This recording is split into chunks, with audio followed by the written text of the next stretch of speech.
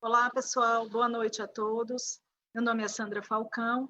Em nome da Sociedade Norte-Nordeste de Cardiologia, gostaria de dar boa noite a todos e um bem-vindo ao nosso 6º webinar. Hoje nós vamos estar junto conversando um pouquinho sobre ciência cardíaca com um grupo bem seleto que está aqui hoje para partilhar com a gente a experiência e discutir um pouquinho. Então, eu queria agradecer, em nome da Sociedade Norte-Nordeste de Cardiologia, o apoio da AstraZeneca para os nossos webinários e chamar a palavra para o Dr. João Davi, meu conterrâneo, que trabalha comigo no Hospital de Messejana, que é o chefe da ciência cardíaca, no nosso hospital e do serviço de transplante cardíaco, e que há muitos anos me acolheu junto do serviço lá de Messejana, e eu, como ecocardiografista, tenho o prazer de trabalhar junto do Dr. João. Boa noite a todos os colegas, Dr. Albuquerque, Dr. Edivaldo, Dr. Carlos, Dr. Dilson. Muito obrigada por participarem aqui junto da gente nesse webinar da sociedade. Dr. João. Olá, boa noite, Sandra. Muito obrigado aí pela receptividade. Agradeço a todos os participantes, agradecemos à Sociedade Norte-Nordeste, a todos os participantes, aos debatedores, os palestrantes. Agradeço também ao presidente da Sociedade Norte-Nordeste de Cardiologia, Dr. Nivaldo, pela sua atuação efetiva, né, nessa nova época, né, da Sociedade Norte-Nordeste de Cardiologia, que tem sido muito ativa, principalmente nesse ano difícil que nós estamos passando devido à pandemia. Como a Sandra falou, nós iremos tratar hoje sobre insuficiência cardíaca, que já há muitos anos atrás tem se tornado realmente um modelo de muita discussão que avançou muito dentro da cardiologia, justamente devido ao entendimento maior que nós temos tido nos últimos anos sobre fisiopatologia e tratamento da insuficiência cardíaca, como também pelos novos tratamentos, pela visão mais ampla que se tem hoje do tratamento da insuficiência cardíaca e na busca sempre da diminuição da alta mortalidade de que essa entidade é causadora. Nós teremos 2 palestrantes, em torno de 20 a 25 minutos, para eles fazerem as suas exposições. Depois, nós abriremos a discussão, os participantes podem fazer suas perguntas pelo chat, que vocês estão vendo aí na sua tela, que serão passados para nós faremos a pergunta aos palestrantes, como também aos 2 debatedores. À medida que a gente for passando para cada apresentação, eu vou citando os participantes. Inicialmente, eu convido o doutor José Albuquerque Figueiredo Neto. Doutor Albuquerque é professor titular de cardiologia da Universidade Federal do Maranhão, doutor em cardiologia pelo INCOR, um dos atuantes componentes do Departamento de Insuficiência Cardíaca da SBC e diretor financeiro da atual diretoria do DEIC. O Albuquerque falará para nós, para novos horizontes no tratamento da insuficiência cardíaca. Albuquerque, seja bem-vindo. Muito obrigado a você por estar compartilhando conosco aqui essa discussão durante essa 1h30 de que nós teremos. Então, boa noite a todos. Boa noite, Sandra. Prazer revê-la. Boa noite, João. Boa noite a todos os componentes da mesa. Agradecer à Sociedade Norte-Nordeste de Cardiologia pela oportunidade dessa discussão. O tema proposto serão novos horizontes no tratamento da insuficiência cardíaca e, pela exiguidade do tempo, eu vou me ater basicamente à insuficiência cardíaca com fração de ejeção reduzida, até mesmo porque na ICFEP os novos horizontes ainda não estão tão claros assim. Esses são meus conflitos de interesse, mas que não vão interferir com o que será aqui apresentado. Então, o primeiro ponto é a gente situar a insuficiência cardíaca e entender que hoje a insuficiência cardíaca é talvez a doença mais prevalente e talvez a mais relevante entre todas as doenças cardiovasculares, por vários motivos. Primeiro, pela sua incidência e prevalência cada vez maior. Estima-se que cerca de 23 milhões de pessoas no mundo são portadores de insuficiência cardíaca, que pelo menos 1 em cada 5 indivíduos desenvolverá insuficiência cardíaca durante a sua vida. Isso decorre de uma série de circunstâncias. Primeiro, porque está havendo uma explosão dos fatores de risco relacionados ao desenvolvimento da insuficiência cardíaca. Diabetes, obesidade, sedentarismo, altas taxas de tabagismo na Ásia, e todos esses fatores de risco concorrem, então, para doenças que podem levar posteriormente à ocorrência da insuficiência cardíaca. Além disso, houve uma melhora expressiva do tratamento da doença isquêmica, a doença arterial coronária, tanto do infarto agudo do miocárdio, quanto com o uso de técnicas como angioplastia, cirurgia de revascularizações, que aumentou a sobrevida desse grupo de pacientes, e, por fim, pelo fenômeno do envelhecimento populacional, que faz com que a doença da insuficiência cardíaca ocorra nos pacientes com idade mais avançada. Então, esse conjunto de circunstâncias transforma a insuficiência cardíaca hoje na doença cardiovascular com maior incidência e com maior prevalência. Mas, além dessa incidência e prevalência, a insuficiência cardíaca ela tem um mau prognóstico. Então, em geral, os pacientes que são hospitalizados com insuficiência cardíaca, eles têm uma taxa de mortalidade de até 10%, até 30 dias após a sua alta. Os pacientes que têm insuficiência cardíaca, especialmente em classes funcionais mais avançadas, têm uma sobrevida de apenas 50% em 5 anos, pior que muitos tipos de cânceres. 1 em cada 4 pacientes é rehospitalizado dentro de 1 ano após a internação pela insuficiência cardíaca. E mais ainda, o risco de mortalidade aumenta a cada nova hospitalização por insuficiência cardíaca e o tempo decorrente entre uma nova hospitalização por insuficiência cardíaca e a própria mortalidade, ele vai sendo encurtado progressivamente a cada nova hospitalização por insuficiência cardíaca. Isso denota, portanto, a gravidade da doença que nós estamos enfrentando.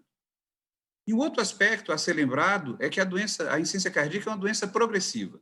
Então, apesar de tudo que eu falei, dos novos tratamentos, das novas técnicas, de novas medicações, mas ao longo do tempo nós temos percebido que a insuficiência cardíaca é uma doença progressiva e que após o primeiro agravo, há o desencadeamento dos mecanismos compensatórios, classicamente ativação do sistema renina, angiotensina, aldosterona e do sistema nervoso simpático, e a manutenção da atividade desses mecanismos compensatórios, ela é, digamos, amenizada pelas terapêuticas que nós temos hoje, mas ela não é suprimida, e isso está na base da evolução progressiva da doença, com a maior morbidade e, finalmente, com a maior mortalidade para esses indivíduos.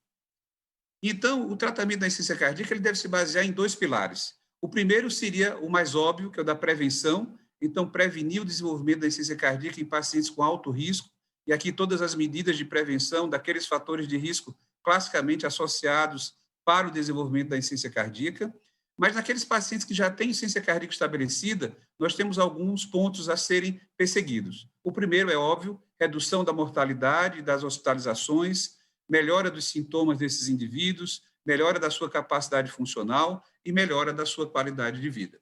Então, os antigos tratamentos e os novos tratamentos, eles buscam atingir alguns desses pontos, ou, se possível, todos esses pontos, para a melhora global da saúde desses pacientes. Bom, aqui é uma linha do tempo, provavelmente o Davi é antes dessa linha do tempo, né? Mas tudo bem, João? E ela nos mostra como é que foi a história do tratamento da insuficiência cardíaca. Então, nós passamos, muitos de nós participamos ativamente de algum momento dessa construção do tratamento da insuficiência cardíaca, iniciado lá pelo final dos anos 80, onde nós tínhamos basicamente diuréticos e digitais, depois vieram os inibidores da ECA, depois progressivamente os beta-bloqueadores, depois os antagonistas dos receptores dos mineralocorticoides, uma sucessão de trials baseados em estudos randomizados, clínicos, duplo cego, com grande número de pacientes multicêntricos, e até que a gente teve uma certa parada, uma pausa, por volta de 2010, 2008, foram os últimos grandes trials, e depois o próximo trial que a gente vai falar, que é o Paradigm. Mas isso para dizer que o tratamento da insuficiência cardíaca foi uma construção em longo prazo e que foi uma construção de adição de novas terapêuticas àquelas pré-existentes. Então, esse gráfico demonstra aqui, nós tínhamos nos anos 90 diurético e digital, nós acrescentamos os inibidores da ECA através do SOLVID, com a redução de mortalidade. Em seguida, nós acrescentamos ao diurético digital e o IECA os beta-bloqueadores, final dos anos 90, início dos anos 2000, com redução de mortalidade. E, por fim, nós acrescentamos os antagonistas dos receptores dos mineralocorticoides, também com a nova redução de mortalidade. Mas o conjunto do tratamento foi sendo, então, construído ao longo do tempo num mecanismo de adição de novas terapêuticas àquelas pré-existentes, numa tentativa de diminuir a mortalidade residual. E aqui são os trials que embasaram o que vamos chamar hoje de terapia fundamental ou a terapia padrão para o tratamento da insuficiência cardíaca. Então, os estudos que validaram os IECAs e os BRAS, os estudos que validaram os beta-bloqueadores e, por fim, os estudos que validaram os antagonistas dos mineralocorticoides. E esse conjunto de drogas, essa aqui é a nossa última diretriz de 2018, em vias de ser atualizada, vejam que nós temos, então, a terapia padrão, né, como a primeira escolha, a terapia tripla, classe 1A, e só após, se o paciente permanecesse sintomático com essa terapia tripla, nós, então, adotaríamos medidas individualizadas. É claro que isso foi a visão de 2018, é provável que algo vai ser mudado nesse algoritmo na próxima diretriz. Bom, e aqui é uma mortalidade, uma taxa aproximada de mortalidade em cada um dos grandes trials do que falei anteriormente. E vejam que, apesar de nós termos tido reduções progressivas de mortalidade, a mortalidade permaneceu elevada. Se nós olharmos, por exemplo, o ênfase, houve 15% de mortalidade. Se nós olharmos o paradigma, houve 20% de mortalidade, e mesmo em pacientes cuja classe funcional predominante era classe funcional 2, em tese, pacientes mais estáveis. Então, apesar da redução progressiva da mortalidade, que as sucessivas adições de terapêuticas ao tratamento da insuficiência cardíaca aconteceram, nós mantivemos um risco residual de morbimortalidade muito elevado.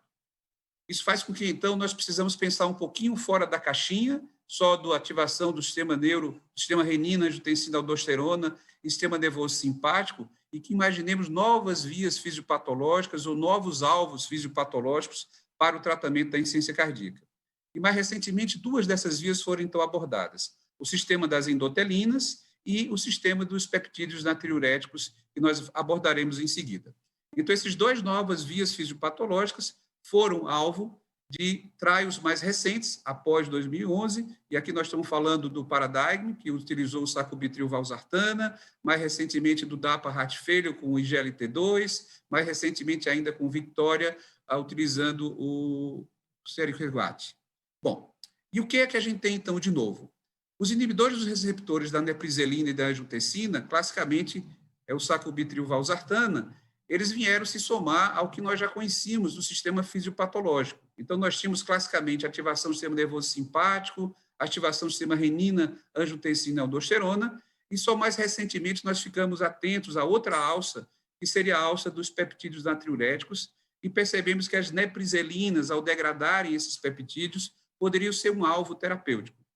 Isso, então, bloqueamos o sistema nervoso simpático com os beta-bloqueadores, bloqueamos o sistema renina-angiotensina com os inibidores da IECA, BRA, e para o sistema peptídeo natriurético, nós testamos a hipótese de uma combinação do sacubitril/valsartana, num grande estudo chamado Paradigma, que alguns aqui participaram, publicado em 2014, e que testou a hipótese dessa droga versus o enalapril, que era, então, o IECA padrão para o tratamento da insuficiência cardíaca. Este foi o maior trial de insuficiência cardíaca até então, mais que 8.000 pacientes, classe funcional 2, 3 e 4, a maior parte deles em classe funcional 2, fração de ejeção de 40% abaixo, uma elevação de BNP mediana, né? E o sacubitril/valsartana foi comparado contra o enalapril em 2 doses, em 2 tomadas diárias. E o desfecho primário desse estudo era a morte cardiovascular ou a admissão hospitalar por insuficiência cardíaca. O resultado do estudo foi, surpreendentemente, uma melhora sobrevida nos pacientes com sacubitril/valsartana, uma redução de risco relativo de 20%, uma redução de risco absoluto de 4,7%, com NNT de 21, para alcançar o endpoint primário, que era morte cardiovascular ou hospitalização por insuficiência cardíaca, e também foi observado morte por todas as causas vasculares, uma redução também de 20%, com o NNT de 32. Esse estudo, além disso, mostrou eficácia e segurança do sacubitril/valsartana nesse grupo de pacientes. Então, não tivemos desfechos desfavoráveis renais, tivemos impacto na redução de hospitalização por insuficiência cardíaca, no número de hospitalização por insuficiência cardíaca, houve melhora da classe funcional desses pacientes, houve não deterioração da função renal desses pacientes e houve redução dos peptídeos natriuréticos desse paciente. Então, o estudo Paradigma ele serviu para confirmar a eficácia e segurança dessa combinação, e na nossa diretriz de 2018, ele foi colocado numa segunda linha, quando após a iniciação da terapêutica padrão, os pacientes permanecessem sintomáticos, nós poderíamos, então, trocar o IECA/BRA pelo sacubitril/valsartana. Lembrando que, mais recentemente, outras diretrizes de outras sociedades já permitem o início já com o sacubitril/valsartana, não precisando trocar pelo IECA ou pelo BRA. Bom, E um outro dado é que, quando nós analisamos isso de uma maneira de meta-análise, vejam que cada adição que nós fizemos à terapêutica, ela foi melhorando a mortalidade. Até, por fim, aqui no topo, a combinação dos inibidores das neprizelinas, mais os beta-bloqueadores, mais os antagonistas dos receptores dos mineralocorticoides, com a nítida melhora da sobrevida, mas, mesmo assim, permanecendo um risco residual de mortalidade muito elevado. O que faz pensar que, mesmo com todo esse arsenal que nós tínhamos até agora, nós estamos falando de 2014, 6 anos atrás, ainda havia oportunidade para busca de novas terapêuticas para esse grupo de pacientes. Então, o que é que aconteceu de novo em relação aos inibidores da nepriselina e angiotensina do Paradigm para cá, de 2014 para cá? Então, quais foram as questões que o Paradigm não respondeu? Primeiro, ele não incluiu pacientes hospitalizados. Segundo, ele não incluiu pacientes com insuficiência cardíaca nova, eram todos pacientes que já tinham insuficiência cardíaca e já vinham em uso de EcoBRA. Ele utilizou um período de run-in para inclusão no estudo, tinham poucos pacientes afro-americanos e objetivava-se alcançar doses altas, ou as doses alvos, tanto do enalapril quanto do sacubitril/valsartana, e não foi testado qual o benefício de doses intermediárias. Então, essas questões que ficaram abertas, elas foram respondidas em pelo menos 2 trials mais recentes. Um deles é o Pioneer, que avaliou o uso do sacubitril/valsartana em pacientes hospitalizados por IC aguda, publicado em 2019. E a tese era comparar o sacubitril/valsartana contra o enalapril, 10 mg 2 vezes ao dia, em pacientes hospitalizados por insuficiência cardíaca aguda, um estudo de eficácia e segurança de duração de 8 semanas, e com um endpoint primário, que era a mudança do NT-proBNP, do basal, até em 4 e 8 semanas. Eram pacientes que estavam, na maioria, em classe funcional 3, tinham fração de ejeção pelo menos menor que 40% documentada nos últimos 6 meses, o NT-proBNP já elevado, acima de 1.500, ou um BNP acima de 400 na admissão, e esses pacientes tinham que estar estáveis durante a sua hospitalização. E os desfechos de segurança foram a piora da função renal, a hipercalemia, a hipotensão sintomática ou a ocorrência de eventos angioneuróticos como angioedema. E o resultado primário foi, claro, uma redução do NT-proBNP, maior do que por BNP quando comparado ao grupo que utilizou o enalapril, e um desfecho exploratório, que foi uma composição de morte, hospitalizações, rehospitalizações por insuficiência cardíaca, uso de assistência circulatória, ou então o paciente ser listado para o transplante. E claro que aqui é um dado exploratório, mas houve uma redução de 46% nesse desfecho combinado, com um NT de 13 para esse desfecho combinado, fazendo com que, então, houvesse eficácia e segurança no uso do sacubitril/valsartana em pacientes hospitalizados por insuficiência cardíaca aguda. Então, a resposta que o Pioneer trouxe, acrescentando ao Paradigm, foi que os pacientes eram hospitalizados por insuficiência descompensada, 32% não estavam em uso de EcoBRA antes do inclusão no estudo, ou seja, eram pacientes com insuficiência cardíaca nova, não houve período de run-in para inclusão no estudo, 1/3 dos pacientes eram afro-americanos e apenas 55% dos pacientes atingiram doses altas, tanto do sacubitril/valsartana quanto do maleato de enalapril. Então, esse estudo respondeu algumas questões que haviam ficado em aberto do Paradigm. E o segundo estudo foi o estudo Transition, que também avaliou o sacubitril/valsartana em 2 aspectos. Da sua utilização ainda no paciente hospitalizado ou previamente a sua auto-hospitalar, numa tentativa de já otimizar a dose desses pacientes. E observe que aqui nós tivemos pacientes, foram quase 1.000 pacientes com insuficiência cardíaca descompensada, fração de ejeção abaixo de 40%, classe funcional 2 a 4, e vejam que houve segurança. A ideia de tentar otimizar a dose do sacubitril/valsartana durante a internação do paciente ou previamente a sua alta hospitalar foi conseguida sem que nós tivermos efeitos adversos perseguindo essa política de aumentar. E o segundo estudo, publicado também em 2019, avaliou se haveria diferença na utilização dessa estratégia para pacientes que já tinham insuficiência cardíaca e descompensavam ou para pacientes que tinham insuficiência cardíaca nova ou de novo. E observem que também não houve diferença, ela foi útil tanto no grupo que já tinha doença pré-existente e que descompensou, quanto no grupo que não tinha insuficiência cardíaca e que a internou pela primeira vez por insuficiência cardíaca. E aqui também uma subanálise que avaliou o tempo para a primeira rehospitalização, comparando os 2 grupos, e o tempo para a primeira rehospitalização ou morte cardiovascular, e vejo que para ambos os grupos, quer fosse insuficiência cardíaca prévia, quer fosse insuficiência cardíaca nova, e aqui até para nova foi melhor, o sacubitril/valsartana foi eficaz e foi seguro. Então, esse conjunto desses dois estudos ampliaram o que seria a utilização do sacubitril/valsartana nesse grupo de pacientes, para que nós possamos, então, usá-los em pacientes que internem com insuficiência cardíaca aguda, que nós tentemos a otimizar a dose do sacubitril/valsartana ainda durante a internação ou imediatamente após a alta hospitalar desses indivíduos, porque isso reduz, então, mortalidade.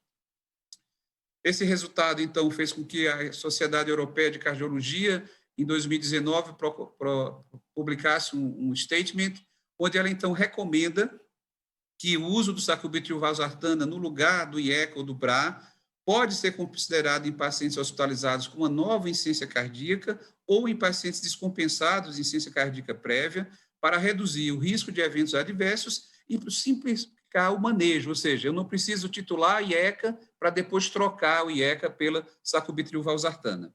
Então, esse foi o dado novo que surgiu de 2014 para cá em relação ao sacubitril/valsartana. Bom, mesmo assim, mesmo tendo resultados muito interessantes do Paradigm, redução de 28% de mortalidade, nós percebemos que a mortalidade foi de 20% do estudo, o que demonstrava que, mesmo com o bloqueio do sistema das neprizzelinas, nós continuamos tendo um risco residual muito elevado nesses pacientes, fazendo com que, então, novas classes de medicamentos pudessem ser pensadas para isso. Então, nós vamos nos ater basicamente a duas classes de drogas que já têm publicação, dados mais consistentes. Um deles são os estimuladores da atividade do guanitil ciclase solúvel, que foi estudado no trial Victoria Study. Esse utilizou o vericiguat, que é, então, ele melhora a função do acetilguanilciclase, fazendo que haja um aumento da produção do EGP cíclico, e com isso a gente vai ter vasodilatação e a gente vai ter redução de fenômenos de fibrose. Então, teoricamente, se a gente conseguisse isso, teríamos resultados que seriam favoráveis nesse grupo de pacientes com insuficiência cardíaca. Essa hipótese, então, foi testada nesse estudo chamado Victoria, que avaliou, então, o vericiguat contra placebo em pacientes que tinham fração de ejeção reduzida, e o endpoint primário foi o tempo para a ocorrência do primeiro evento, que era morte cardiovascular ou hospitalização por insuficiência cardíaca. Esse grupo de pacientes eram pacientes mais graves, uma idade média de 67 anos, havia hospitalização nos últimos 3 meses 66%, 18% nos últimos 3 a 6 meses, uma fração de ejeção de 29%, a classe funcional 3 e 4, 41% em classe funcional 3 e 4, níveis elevados de NT-proBNP acima de 2.000, 2.800, a maioria dos pacientes, uma grande parte deles já em tratamento clínico otimizado, e pelo menos 30% desses pacientes já tinham dispositivos, demonstrando, então, a gravidade do grupo de pacientes que foi randomizado nesse estudo. E o resultado para o desfecho primário foi uma redução de 10%. Então, no evento primário, que era um composto de hospitalização por insuficiência cardíaca ou morte cardiovascular, a favor do vericiguat, com NNT de 24, então, um bom resultado. Isso foi alcançado sem que nós tivéssemos efeitos adversos diferentes entre o grupo vericiguat quanto o grupo placebo. Vejam que não houve a piora de eventos adversos quando comparamos os 3 grupos, seja hipercalemia, seja disfunção renal ou outros eventos adversos, inclusive incluindo aqui a hipotensão. Então, dessa forma, a conclusão desse estudo foi que entre os pacientes com insuficiência cardíaca de alto risco, a incidência de morte cardiovascular ou hospitalização por insuficiência cardíaca seria menor naquele grupo que recebeu o vericiguat quando comparado ao placebo. Tá? Se isso vai ser depois adotado ou não em diretrizes, que papel esse estudo isoladamente vai ter sobre esse ponto, a gente vai esperar as próximas diretrizes para saber como nós vamos incorporar essa nova informação no tratamento desses pacientes. E, por fim, a grande vedete do momento, que são os inibidores da SGLT2, né? Basicamente no grande estudo chamado DAPA Heart Failure. Então, os inibidores do SGLT2, na verdade, foram desenvolvidos inicialmente como drogas hipoglicemiantes, já que elas bloqueiam essa porção do túbulo proximal, inibindo a absorção de glicose e sódio, determinando, então, a glicosúria, e ela, então, foi inicialmente utilizada para tratamento de pacientes diabéticos. A grande surpresa foi que, quando nós observamos todos os grandes trials de segurança cardiovascular utilizando os SGLT2, e aqui nós temos pelo menos 4 drogas, né, que foram utilizadas, a empaglifosina, a canaglifosina, a dapaglifosina e a ertoglifosina, observem que eram pacientes diferentes, alguns já com doença cardiovascular estabelecida, outros com história de insuficiência cardíaca já instalada. E o que nós observamos foi que, apesar de serem heterogêneos os resultados quanto aos MACEs, apesar de serem heterogêneos quanto à morte cardiovascular, houve um resultado homogêneo quanto à diminuição de hospitalização por insuficiência cardíaca, qualquer que tenha sido o IGLT2 utilizado. Então, isso levantou a hipótese que, provavelmente, ou que possivelmente, essa classe de medicamentos poderia ser utilizado no tratamento de pacientes com insuficiência cardíaca. Essa hipótese, então, foi testada num grande estudo chamado DAPA Heart Failure, que avaliou a dapaglifosina contra placebo em pacientes que tinham insuficiência cardíaca com fração de ejeção reduzida, a menos de 40%, o NT-proBNP mediano acima de 600, os critérios de exclusão eram a taxa de filtração glomerular menor que 30%, que 30 ml por minuto, e o desfecho primário era o agravamento de insuficiência cardíaca ou morte cardiovascular, aqui entendido como hospitalização não planejada por insuficiência cardíaca ou um atendimento na emergência necessitando diurético endovenoso. Esse era o grupo de pacientes, também pacientes graves, a fração de ejeção média era 31%, 60%, quase 80% estavam em classe funcional 2 e 3, 55% tinham etiologia isquêmica, 42% eram diabéticos no momento da randomização e eram pacientes bem cuidados, 94% em uso de Ecobra e um menor percentual de uso de inibidores da nepriselina, apenas 11%, e 26% já tinham colocação de dispositivo. O resultado do estudo, que foi o desfecho primário, foi uma redução de 26% de morte cardiovascular, hospitalização por insuficiência cardíaca ou piora da IC, com NNT de 21, pró-dapaglifosina contra o placebo. Isso se deu mais às custas de redução da piora do evento de CES, 30% de redução, mas também tivemos redução de morte cardiovascular, uma redução de 18% favorável ao grupo utilizando a dapaglifosina. Isso se deu tanto em pacientes diabéticos quanto em pacientes não diabéticos, ampliando, portanto, a possibilidade do uso da droga em pacientes que não eram diabéticos, e também se deu tanto no grupo de pacientes que estavam em uso concomitante dos inibidores da nepriselina ou não em uso dos inibidores da nepriselina. E, além disso, um desfecho secundário, que foi a redução de morte por todas as causas, uma redução de 17% também a favor da dapaglifosina. E todos esses benefícios se deram sem que houvesse o aumento de eventos adversos para o grupo usando a dapaglifosina contra o placebo, determinando, portanto, a eficácia e segurança dessa droga, o que fez com que, na sua conclusão, fosse sugerido que a dapaglifosina ofereceria uma nova abordagem para o tratamento de pacientes com insuficiência cardíaca com fração de ejeção reduzida, independente de serem diabéticos ou não serem diabéticos.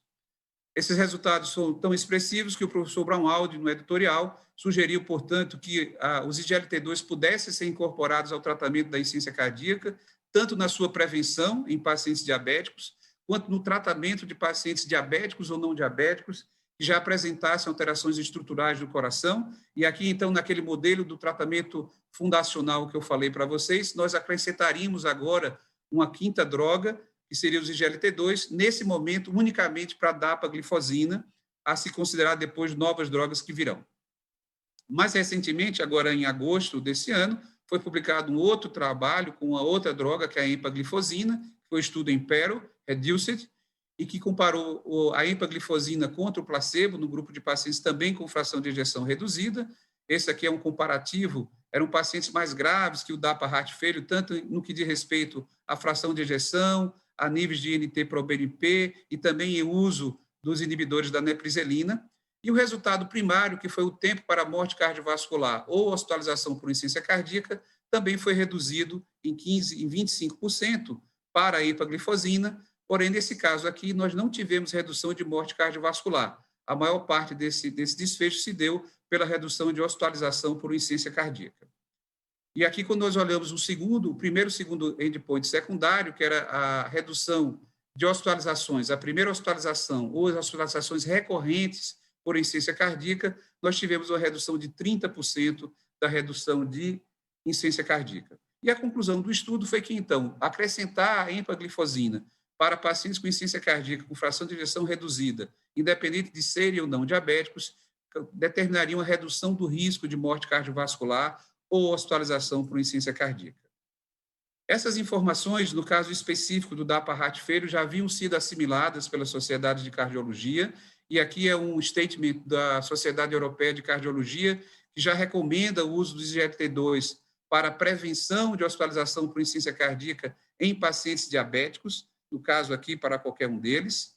E a Sociedade Canadense, no up-to-date do seu guidelines, ela recomenda também a utilização do SGLT2 em pacientes diabéticos para redução de hospitalização por insuficiência cardíaca, mas ela foi além, ela já recomenda a utilização do GLT2, no caso específico aqui a dapaglifosina, em pacientes com ICFE, fração de ejeção abaixo de 40%, para melhora dos sintomas, melhora da qualidade de vida, redução do risco de hospitalização e morte cardiovascular, tanto em pacientes diabéticos quanto em pacientes não diabéticos.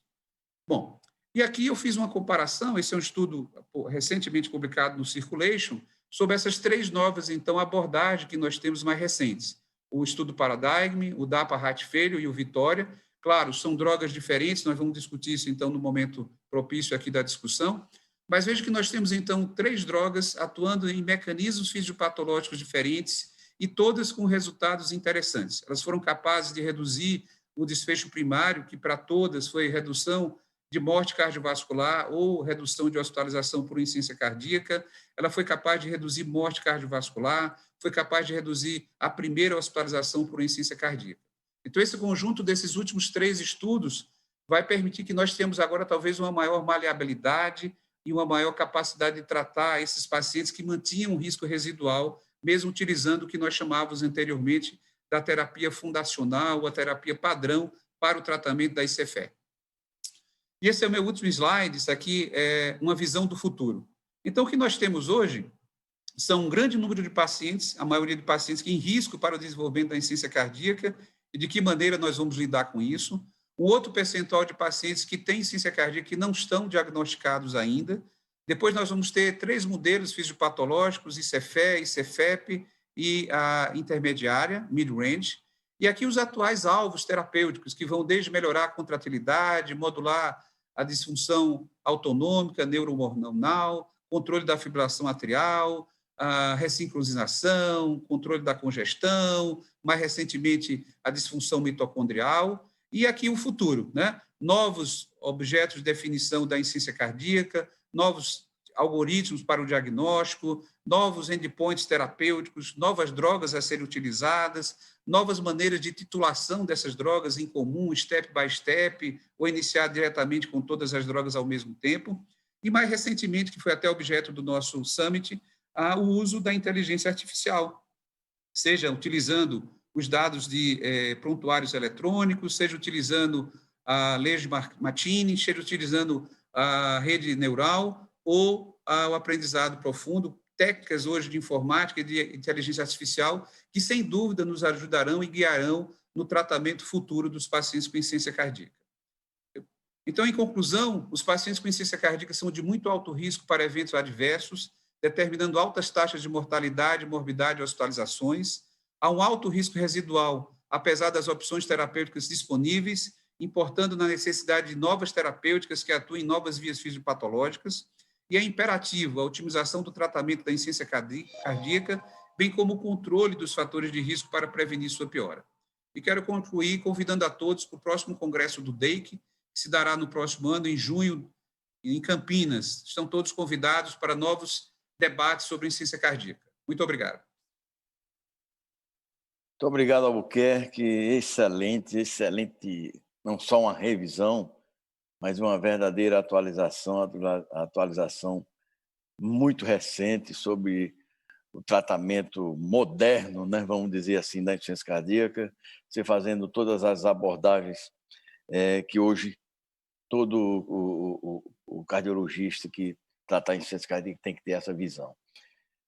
Parabéns, Albuquerque. Lembro aos participantes que continuem postando no chat as suas perguntas para os palestrantes e os debatedores no final. A seguir, eu convido o Dr. Odilson Silvestre, Dr. Adilson é professor da Universidade Federal do Acre, é doutor em cardiologia pela Universidade de São Paulo e pós-doutor em cardiologia pela Harvard University. Dr. Adilson é um grande outro colaborador e participante do DEI, que hoje, lá no Acre, na Universidade Federal do Acre, desenvolve um trabalho maravilhoso, trazendo para a região norte, né, uma nova visão na pesquisa e no conhecimento, principalmente das doenças, principalmente a doença de Chagas, tão prevalente hoje naquela região. Tudo isso que o Albuquerque falou, aí a gente pergunta, doutor Adilson, podemos aplicar as evidências dos estudos clínicos nos pacientes com doença de Chagas? Me lembro muito do professor Wilson Oliveira, um grande estudioso também de doença de Chagas em Pernambuco, ele dizendo: Chagas, uma doença negligenciada, a gente não pode deixar de oferecer todos os benefícios para os portadores dessa doença. Adilson, seja bem-vindo, muito obrigado. Boa tarde a todos, boa tarde aqui no Acre, boa noite em algumas partes do Brasil. Alguém fez uma piada quando nós vimos essa questão desse webinar, que era um webinar com vários fusos horários, e eu estou com 2 horas a menos aqui, portanto, cerca de 4h40 aqui no Acre. Bom, eu vou falar daqui, eu agradeço a todos por essa oportunidade para falar, e vou usar muito do que o Albuquerque falou lá do Maranhão e aqui para a gente aplicar em Chagas ou não. É o que a gente vai discutir. Será que esse meu paciente que eu acabo de ver uma sorologia positiva para a doença de Chagas, eu devo aplicar o tratamento que eu estava usando para uma miocardiopatia dilatada que eu havia diagnosticado no começo? E eu gosto muito de começar geralmente com a história. Gosto muito do jeito do Dr. João Davi da aula, porque ele sempre me conta uma história diferente e me faz aprender com isso. E aqui eu vou mostrar, como eu estou no Acre, eu vou mostrar um paciente meu, recente, em relação à doença de Chagas. Aqui é um mapinha dessa parte do Brasil, aqui o cantinho, aqui Amazonas, a gente vê o Peru, o Acre está aqui. Tem um ponto que não é a cidade de Rio Branco, que é o Rio Muru. Você viaja, se você chega em Rio Branco, acha que a linha final não é, você chega em Rio Branco, desce do avião, pega um carro, viaja aí em torno de umas 4 horas, chega a Tarauacá, de Tarauacá você pode pegar um barco e subir 2 dias, você chega no Rio Muru.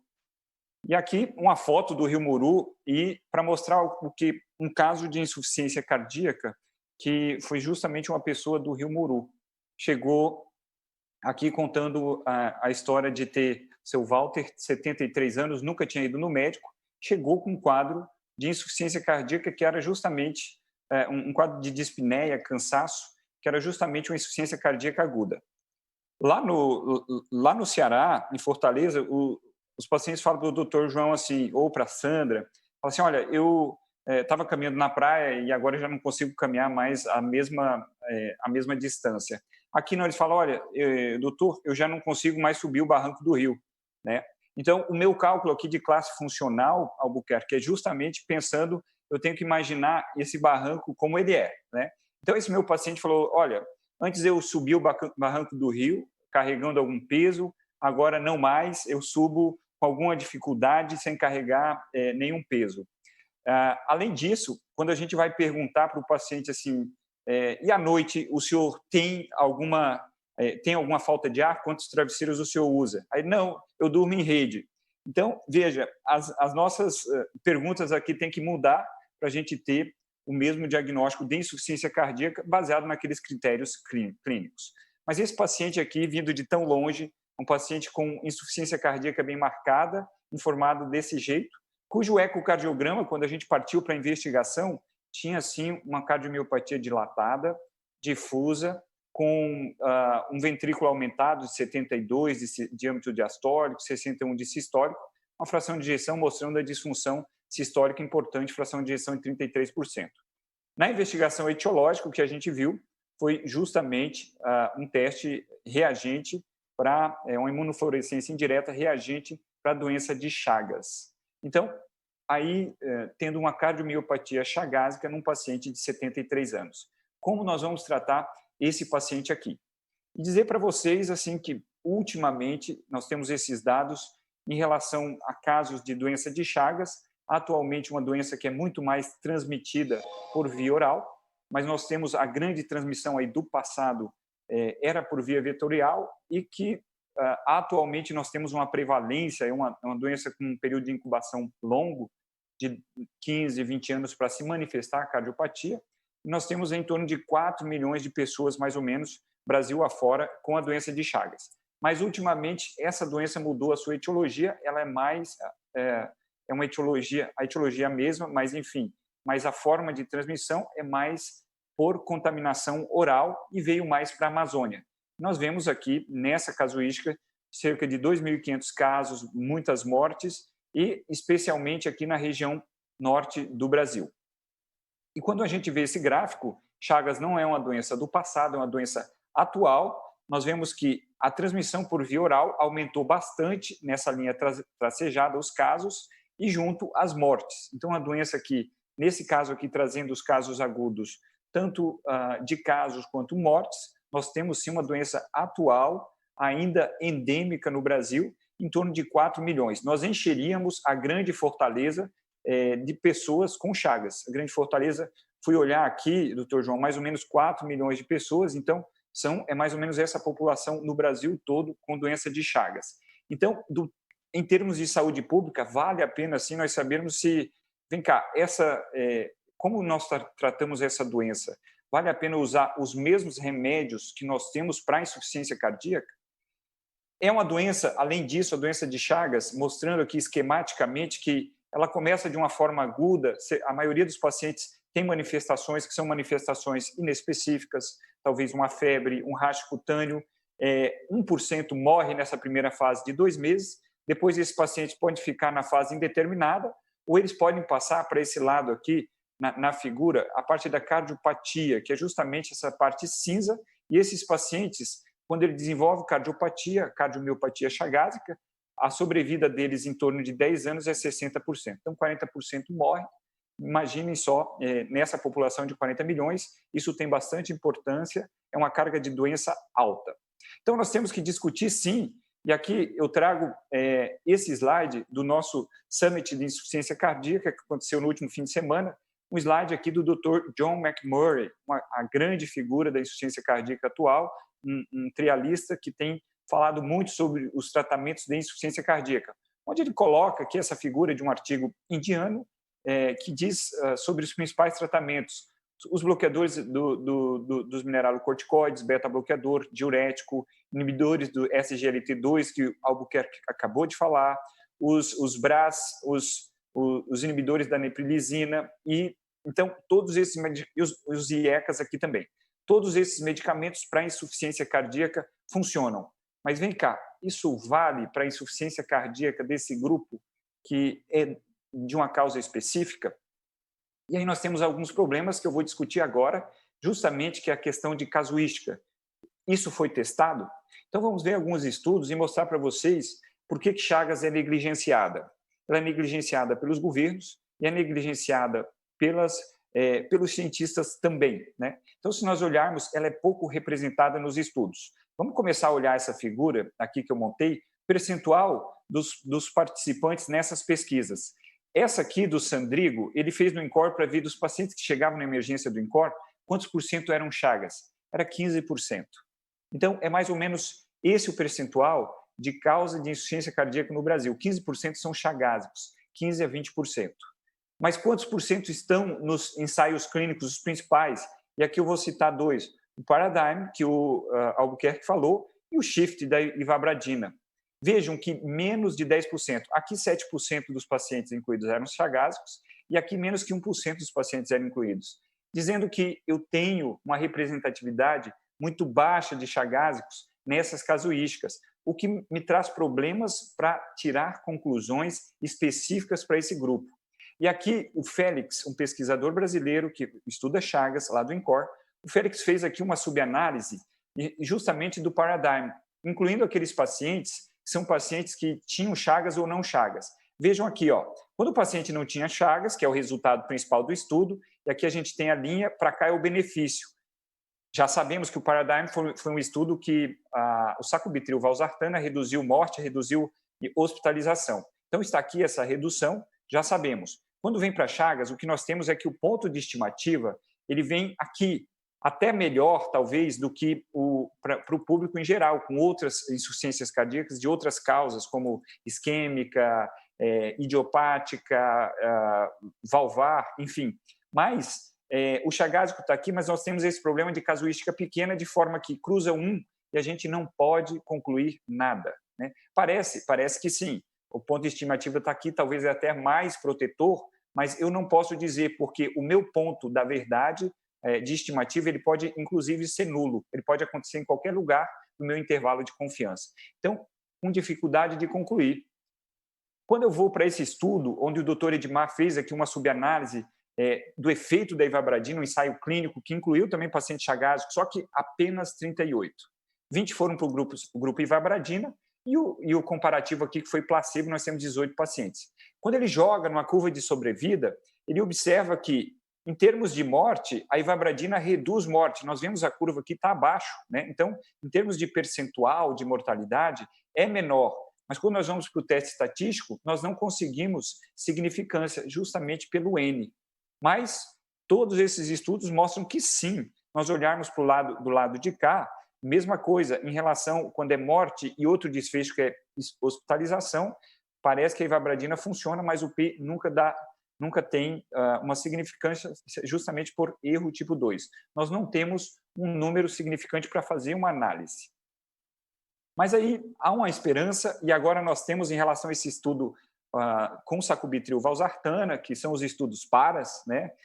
Paragon, Paradigm, agora tem o Parachute, que é justamente o estudo onde irão ser incluídos pacientes exclusivamente com cardiomiopatia chagásica. Então, Chagas, insuficiência cardíaca, nesse range aqui de classe funcional de 2 a 4, fração de ejeção baixa, para fazer esse teste específico para dizer o quanto o sacubitril valsartana pode melhorar a insuficiência cardíaca aqui em comparação com o enalapril. Então, um estudo com desfecho primário e uma casuística que é dedicada para pacientes com Chagas. Voltando um pouquinho, saindo da Chagas e tratamento medicamentoso na insuficiência cardíaca, essa revisão aqui de 2017, mostrando que quando nós temos a comparação aqui de bloqueador mineralocorticoide, beta-bloqueador e sacubitril valsartana, nós temos uma redução em torno, uma redução aqui de desfecho que fica em torno de 60%. E aqui eu já não estou incluindo, veja que já está desatualizado, que eu não incluo inibidores de SGLT2, DAPA ou empaglifosina, que o Albuquerque muito mencionou, que deve entrar aí nas próximas diretrizes. Nós temos uma grande redução, o tratamento é muito bom. Se a gente olhar aqui, essa é uma figura bastante conhecida, se nós olharmos aqui, ao longo do tempo, nós temos todos esses estudos, e eu queria chamar a atenção de vocês 2 momentos, porque eu vou mostrar um estudo que pegou os pacientes e o benefício para eles nesse momento, e o benefício para eles nesse momento, mais ou menos 2012 e 2014. E esse é um estudo da casuística do ambulatório do INCOR, cujo autor principal é Wilson Nadruz. O que ele fez? Ele comparou 2 eras, né, para ver o seguinte: vem cá, eu tratando os pacientes com insuficiência cardíaca do INCOR, que são pacientes graves, né, é um centro terciário, lá em 2002, como era a sobrevida desses pacientes? Então, vejam essa curva azul. Ao longo do tempo, se eu for aqui 1 ano, em torno de 60% dos pacientes estavam vivos, tinha uma mortalidade de 40%. Se forem 2 anos, eu tinha uma mortalidade próxima de 50%. Agora, em 2012, 2014, vejam que é uma sobrevida bem melhor. Em 2 anos, acima de 80% dos pacientes vivos, né? Tá, isso é efeito do quê? Do tratamento, né? Aconteceu em 10 anos, foi uma grande revolução no tratamento da insuficiência cardíaca, vários medicamentos, em especial beta-bloqueador sendo mais usado em 2012 do que em 2002. Se a gente olhar aqui, daí no que interessa para a nossa aula, e falar, tá certo, melhorou para todo mundo, mas melhorou para os pacientes tiagásicos? Então, vamos olhar primeiro para esse lado esquerdo da curva, essa curva de sobrevida. Então, em termos de sobrevida, o azul aqui são os pacientes com outras causas e o vermelho tracejado são os pacientes tiagásicos. Vejam, em termos de sobrevida, nós já sabemos isso, os chagásicos são mais graves. Eles sobrevivem menos tempo, eles morrem mais. Então, em 2002 era assim. Mas tá, eu melhorei o tratamento e estou dando o tratamento para todo mundo. O chagásico ficou parecido com o paciente com outras causas de insuficiência cardíaca? Vejam só, eu tenho ainda curvas diferentes. Então, a curva subiu. Eu tenho as linhas mais em cima, então a sobrevida é maior para todo mundo. Mas o chagásico ainda morre mais. Puxa, então eu não estou conseguindo deixar o paciente chagásico igual aos demais. Será que essa é culpa própria da doença ou será que é dos tratamentos em si ou de outros fatores que não estamos colocando na conta? E o Wilson, nesse paper, ele mostra aqui de uma outra forma os números, comparando 2002, a era de 2002 com a era de 2012. Vejam, em 2002, a mortalidade por não Chagas e a mortalidade por Chagas, nós temos que por Chagas era maior. Nós vimos isso na curva de sobrevida. E agora, em 2012, 2014, essa nova era, a mortalidade é menor para todo mundo, tá certo? Menor que 20% em torno de 2 anos. Então, melhorou, já sabemos. Mas essa redução, como foi? E aqui, o auge desse estudo. Para mim, vejam, isso aqui é risco atribuível à população. Vem cá, Chagas é responsável por quanto por cento das mortes, né? Quanto por cento dessas mortes de insuficiência cardíaca são por conta da doença de Chagas? Então, vejam, em 2002, Chagas participava em 10% daquelas mortes atribuídas à insuficiência cardíaca. E agora, nós temos que mais que 20% das mortes são por Chagas, mostrando que a redução, a participação de Chagas aumentou.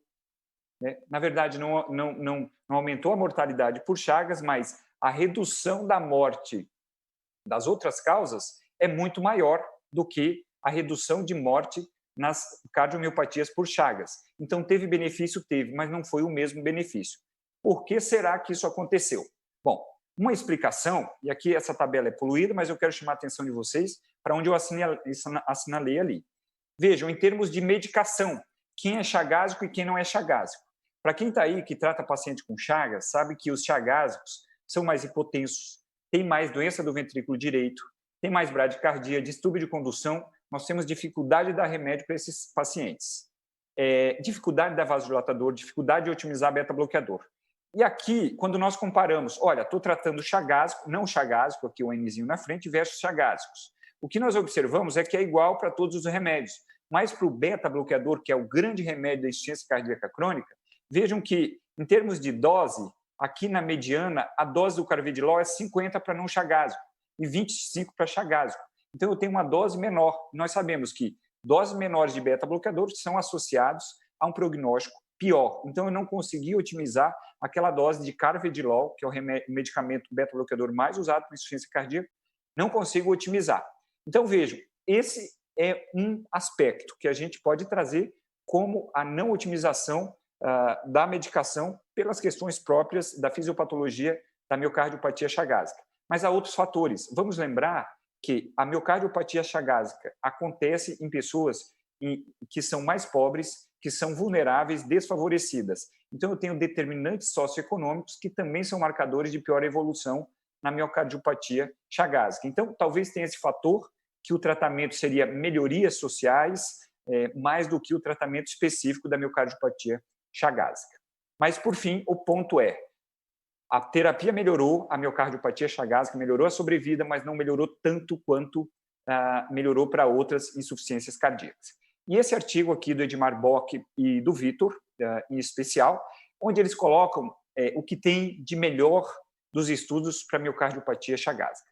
E a maioria deles tem estudos que são de autores brasileiros, mas o que nós temos aqui são estudos com desenhos que geralmente não são ensaios clínicos randomizados, então não é a nossa perfeição em termos de ciência, de método científico, para a gente comprovar que funcionam. Muitos deles são retrospectivos, outros não randomizados, e os N são pequenos. Cardiologistas estão acompanhados com milhares de pacientes. E aqui nós temos Ns pequenos, são subanálises, são estudos pequenos, e muitas vezes com desfechos, se vocês olharem, não são desfechos duros, são desfechos intermediários de melhora de exame e tal. Então, nós temos evidências com melhoras de desfechos substitutos intermediários, algumas evidências sem significância estatística, que são de subanálise, e nós fazemos muitas extrapolações, porque dentro desse bolo de pacientes de insuficiência cardíaca, os ensaios clínicos incluem também a miocardiopatia chagásica, seja quando os centros brasileiros ou argentinos, em especial, participam desses estudos. E aí, o que eu fiz para esse paciente, o seu Walter, que eu coloquei no começo? E eu coloquei o nome dele aqui com autorização, inclusive mostrando como ele saiu. Então, ele saiu com beta-bloqueador, com um inibidor de ECA, precisou de um diurético aqui para melhorar a qualidade de vida e reduzir o edema, e a espironolactona. Claro, aqui não entraram nem sacubitril/valsartana, nem inibidor de SGLT, porque o seu Walter, aqui ele me mandou a foto dele para eu mostrar, ele mora lá no Rio Muru. Então, a medicação dele a cada 3 meses tem que ser mandada ali de Tarauacá. Em Tresto é difícil de achar em Rio Branco, então no interior mais difícil ainda. Temos as questões de acesso, as questões sociais aqui do paciente também, mas ele que não conseguia subir o barranco, agora está descendo um barranco molhado aqui, andando no rio também. Certamente eu daria para ele uma forma nova aqui de ver classe funcional, que ele deve estar pelo menos em classe funcional 2, e é o que ele tem me informado, e dormindo na rede muito bem sem ter dispneia durante a noite. Portanto, ele tem usado, e eu diria que o tratamento farmacológico da cardiomiopatia por Chagas segue as indicações da insuficiência cardíaca. Talvez sem tanto benefício quanto as outras, talvez por conta de acesso de determinantes socioeconômicos ou por limitação nossa de otimizar a medicação. Estudos com inclusão representativa de pacientes com Chagas devem trazer mais consistência para o nosso uso, como é o caso do estudo Parachute, que está aí desenhado para testar sacubitril/valsartana nessa população específica. Agradeço muito a oportunidade de falar, muito obrigado, e vamos, então, à discussão. Muito obrigado, Odilson. Excelente apresentação, mostrando como nós nos deparamos com vários cenários na insuficiência cardíaca, né? Então, você veja, é um cenário totalmente, não diria atípico, mas específico, né? De uma região, como a região amazônica, e que eu queria fazer antes de passar, nós já temos algumas perguntas aqui. Antes das perguntas, eu queria passar para ouvir os debatedores, mas antes dos debatedores, eu queria pontuar 2 coisas. O doutor Odilson está coordenando um estudo, um registro, né? Você veja um registro chamado Rosa dos Ventos, partindo lá da Universidade Federal do Acre, no centro do Norte-Nordeste, para saber como estamos tratando a insuficiência cardíaca na nossa região, que é uma coisa que vai mostrar os vários cenários do tratamento da insuficiência cardíaca nesse país. Segundo, como ele falou aí, poucos estudos ou muito pequenos estudos em que inclui o paciente chagásico, eu lembro aqui de que quando se começou o transplante cardíaco, né, o transplante cardíaco no paciente chagásico era contraindicado. Por quê? Porque se temia a reativação da doença de Chagas depois que ele fosse submetido à imunossupressão.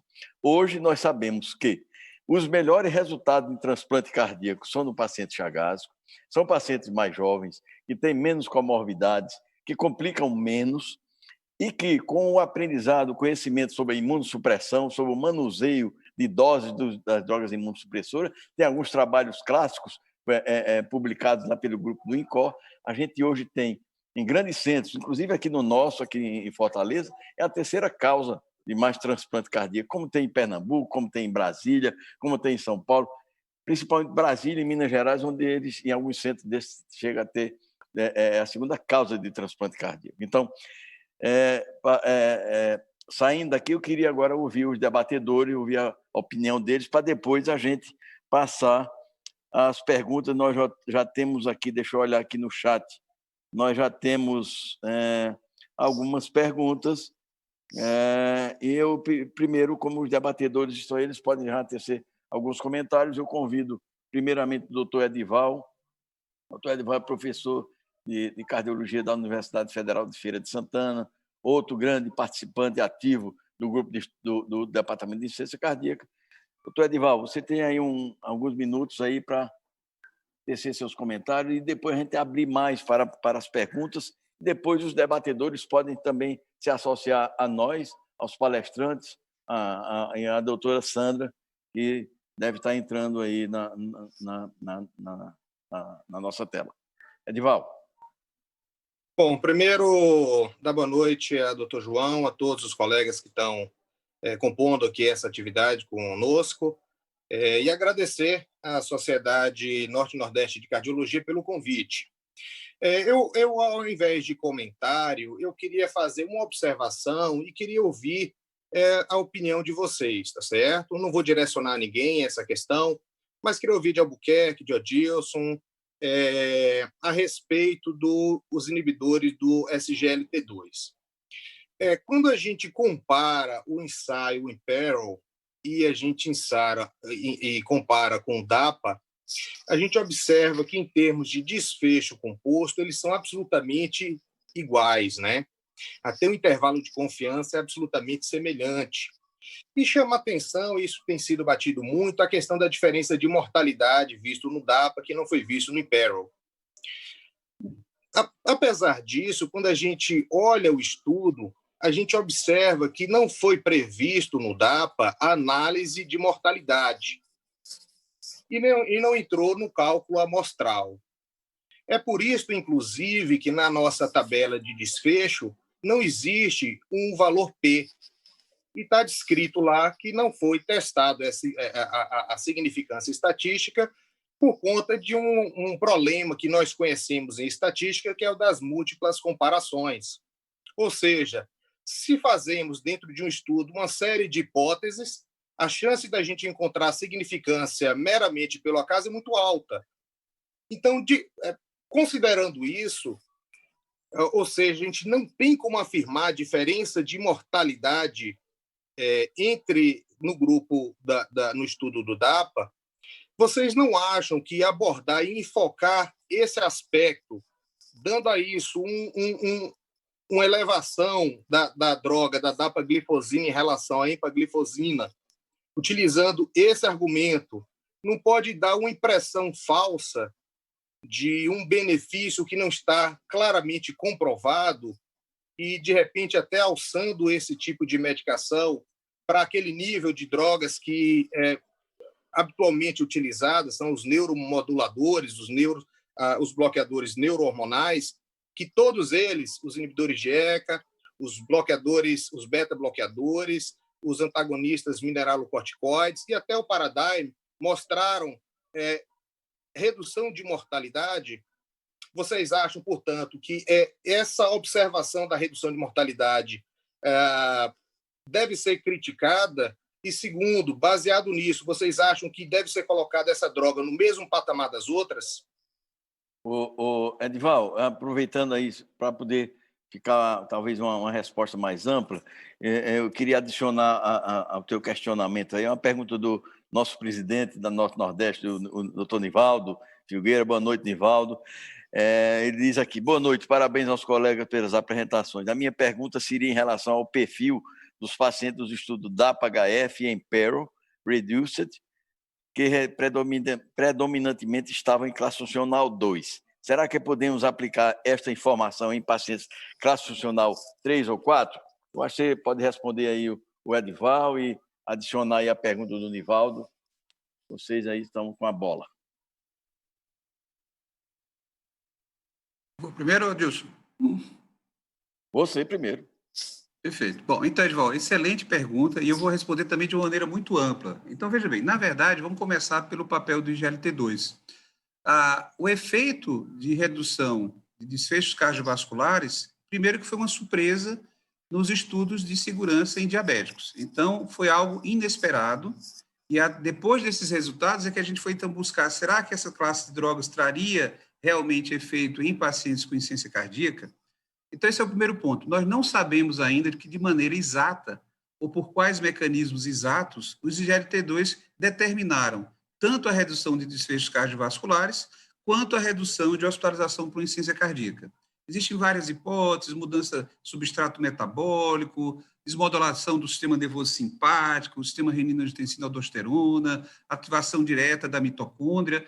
Mas o ponto primeiro, nós não temos certeza qual o mecanismo exato, ou quais os mecanismos exatos que essas classes de drogas atuam. Quando nós olhamos os trials de segurança também, vejam que eles foram heterogêneos em redução de MACE, alguns tiveram redução de MACE, outros não tiveram, mas todos foram homogêneos na redução de hospitalização, seja ertoglifosina, canaglifosina, DAPA ou AIPA. Então, mostrando que, aparentemente, para alguns desfechos existe heterogeneidade e para outros desfechos então, não teve heterogeneidade, que foi o caso da redução de hospitalização. Então, esses são 2 pontos que já deixam a gente na dúvida. Qual o mecanismo e por que para alguns reduziu e outros não? Então, por exemplo, quando nós olhamos em redução de mortalidade, se nós olharmos o que aconteceu nos estudos de segurança, a EMPA reduziu e a DAPA não reduziu, né? E aí nós voltamos, então, agora especificamente para os estudos de C. Primeiro, nós temos um tempo longo, e aí vamos levar em conta que, para o desfecho combinado, o resultado foi igual, tanto para o DAPA quanto para o Impero, que foi um desfecho combinado.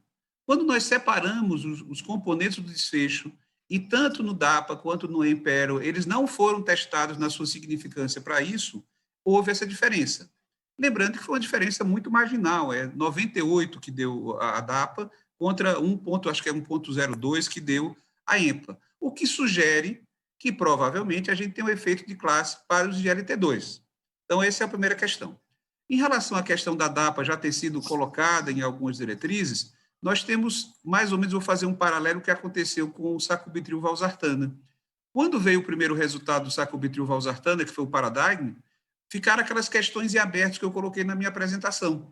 Quer dizer, será que serve para agudo? Será que remodela? Será que baixa BNP? E aí outros estudos subsequentes determinaram que aqueles dados, não só de redução, também determinavam outros desfechos favoráveis para o sacubitril/valsartana. A DAPA, nós já temos 1 ano de uso da droga e vários trabalhos, aqui não tinha tempo para isso, mas demonstraram outros benefícios da dapaglifosina. Melhora de qualidade de vida, redução de BNP, remodelamento, melhora do remodelamento. Então, talvez por isso que a DAPA já foi, digamos, primariamente escolhida e já foi colocada em alguns statements da Sociedade Europeia e também na canadense. Eventualmente, a EMPA, se tiver outros estudos ou subestudos, vai talvez chegar a esse patamar. A única maneira que nós teríamos de fazer uma comparação entre os dois seria uma comparação direta, fazer um estudo, um trial cabeça a cabeça, que é pouco provável que vá acontecer. Então, no momento atual, eu diria que, pelas nossas evidências, a gente vai manter a DAPA, por hora, enquanto a gente vai aguardar os outros resultados da EMPA. É claro que você falou, não há diferença no desfecho composto. O desfecho composto foi igual para ambos, tá? Vamos esperar como as demais sociedades vão analisar esse resultado do EMPRO e o que virá, se eles vão atualizar as diretrizes, fazer algum statement para isso. Em relação à pergunta da classe funcional, João, é até interessante, porque demonstra justamente a dificuldade da gente classificar os pacientes por gravidade por classe funcional. E aqui, fazendo uma pegadinha com o Adilson, ele medicou o paciente lá e depois filmou só ele descendo o barranco, não subindo. Descendo, todo santo ajuda, Adilson. Eu quero ver depois ele subindo o barranco, como é que ele ficou. Brincadeira. Então, veja, no Impero, nós tivemos mais pacientes em classe funcional 2 do que nos pacientes do DAPA. O DAPA teve mais pacientes em classe funcional 3 do que o Impero, ainda que a fração de ejeção do Impero foi menor. Então, aqui é uma certa, e a gente já vê isso bastante em ambulatório, uma certa discrepância entre classe funcional e fração de ejeção no eco. Às vezes elas caminham juntas, mas muitas vezes nós temos pacientes com ecos com fração de ejeção muito baixas e eles estão em classe funcional 2, e outros que não estão nem tão reduzido e o cara está em classe funcional 3 ou 4. Então, nos 2 trials, isso é interessante. No EMPA, eu tive mais classe funcional 2 do que comparado com o DAPA, porém a fração de ejeção era menor no EMPERO. Então, a princípio, eu posso usar, sim, para a classe funcional 3, para ambos a população que a gente viu aí. Bom, antes da próxima pergunta, eu queria ouvir também aí as considerações aí do doutor Carlos Romero. Carlos Romero, lá, presidente da Sociedade Alagoana, né? Sociedade SBC Alagoas. Queria que ele pudesse fazer suas considerações antes de a gente fazer a próxima pergunta. Nós temos outras perguntas aqui para palestrantes. Carlos, tudo bem? Boa noite, como vai? Boa noite, eu queria agradecer inicialmente ao convite, é uma satisfação estar junto dessa mesa com grandes nomes da cardiologia brasileira. Eu vou puxar, obviamente, sardinha para o meu lado. Eu sou arritmologista, sou eletrofisiologista, e a gente que trabalha com SUS, com esses pacientes chagássicos, os fatores socioeconômicos são os principais que impactam no ideal tratamento desses pacientes. Muitas vezes você não consegue compensar adequadamente essa população. Daí a gente lança a mão de alternativas não farmacológicas para o tratamento da insuficiência cardíaca, no caso, a terapia de ressiconização cardíaca. Eu queria saber dos senhores, na verdade, saber a experiência, já que vocês trabalham com insuficiência cardíaca, a experiência da terapia de ressiconização cardíaca nos pacientes chagássicos nos ambulatórios dos senhores. Adilson, essa é para você, Adilson. Perfeito. Obrigado pela pergunta. E, bom, veja só, eu vou falar de duas experiências, né? Uma no INCOR, durante a residência e o doutorado, e como assistente lá, então nós tínhamos mais acesso e indicação, e aí tendo algumas peculiaridades de indicação, tanto de ressincronização, quanto até de prevenção secundária, já que, como você falou, são pacientes bastante arritmogênicos e é uma das peculiaridades do tratamento da insuficiência cardíaca por Chagas. Também as indicações partindo disso, a gente tendo algumas peculiaridades, aí algumas vezes com avaliação também de fibrose, alguns estudos brasileiros mostrando mais esse parâmetro para a gente considerar aí no implante de ressincronizador. Mas seguindo também as mesmas, no geral, as mesmas orientações em relação aos pacientes em geral, mas sendo pacientes com benefício em relação a isso. Trazendo um pouquinho para a realidade de agora, já morando aqui no Acre, já temos muito mais dificuldade de implantar e de leitura, então, por exemplo, para ressincronização, menos uso, para morte súbita, para prevenção secundária, a gente indica que consegue aplicar sim, a gente sabe que tem redução de morte, esses pacientes têm benefício disso, né? Mas com a dificuldade aqui por questões de logística, mas usando bastante, Carlos, e também não foi algo que eu me atentei tanto, atentei mais aos medicamentos, mas sendo essas terapias outras, né, cirúrgicas e da eletrofisiologia, como alternativa também para esses pacientes, e talvez onde eles tenham um maior benefício, já que eles são bastante arritmogênicos e têm distúrbios de condução também. Algum dos outros palestrantes queriam fazer algum comentário? Doutora Sandra é cardiografista, mas sei lá, ela talvez seja chamada para fazer eco desses pacientes, não sei. Sandra, quer fazer algum comentário, Sandra? Antes de eu passar para a próxima pergunta, eu posso fazer aqui e foi, na verdade, a primeira pergunta aqui do colega Spinelli, lá de Natal, que o Albuquerque já se antecipou na sua apresentação. Spinelli pergunta: parabéns pela apresentação. E na IC com fração de ejeção preservada, algum estudo com resultado para modificar a conduta clínica? Isso daí é a pergunta de $1 milhão, como se diz, né? Todo mundo pergunta, todo mundo está ansioso por uma resposta, até porque todos os estudos hoje foram nulos.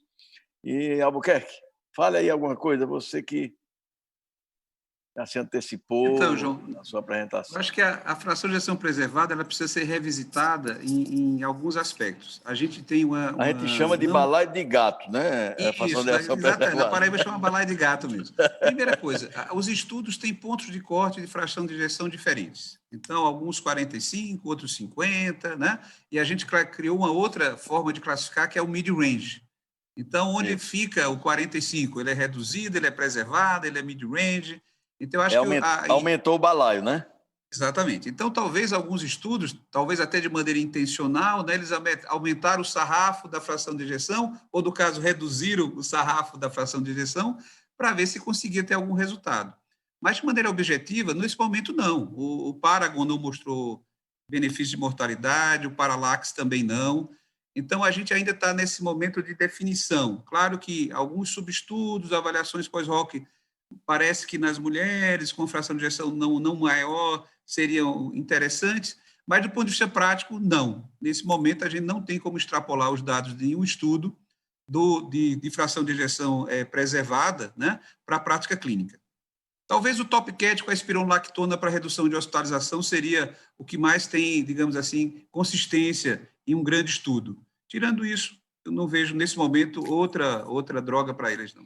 Albuquerque, aproveitando você aí, tem uma pergunta aqui do Alberto Emanuel. Ele pergunta aqui, Vabradina versus Vericiguat, quem escolher? Então, na verdade, são mecanismos e drogas diferentes, né? Então, a ivabradina, nem falei nela, ela já está em papel mais ou menos colocado do SHIFT, e tem a redução de frequência cardíaca. Esse é o grande objetivo, e a gente sabe que frequência cardíaca importa, sim, no tratamento de pacientes com insuficiência cardíaca. Mas a ivabradina acabou não demonstrando redução de mortalidade, numa época que a gente buscava praticamente em todos os trials redução de mortalidade. O desfecho de redução de hospitalização não era tão valorizado quanto hoje. Talvez, se o SHIFT fosse feito hoje, o impacto talvez fosse maior do que na época que foi publicado. Então, a ivabradina tem um papel. O vericiguat, não, é um outro papel, né?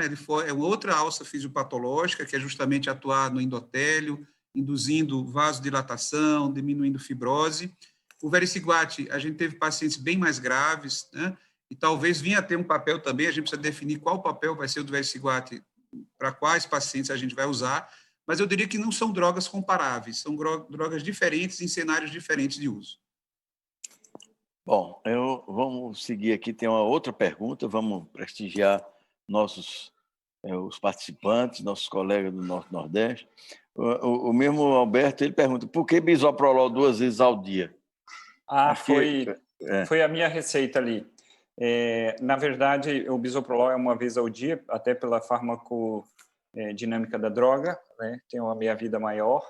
E algumas vezes a gente até chega a partir para 2 vezes quando tem dificuldade de titulação de beta-bloqueador, mas está correto, é uma vez por dia. Ok, Odilson. Mais uma pergunta aqui do nosso querido amigo Pedro Albuquerque, lá de Alagoas, colega de Norte-Nordeste de tantos anos. O Pedro pergunta, boa noite, Pedro, um grande prazer tê-lo aqui. Qual a opinião de vocês sobre o momento de empregar essas novas drogas na fase hospitalar após a utilização de inotrópicos na insuficiência cardíaca? Acho que tanto o Odilson como os debatedores também podem interagir para discutir aí com o Pedro. Doutor João, trazer um pouco de experiência, agora a gente começa a falar indicações off-label, né? Então, falar um pouquinho de sacubitril valsartana, que eu acho que é o que a gente tem um pouco mais de experiência.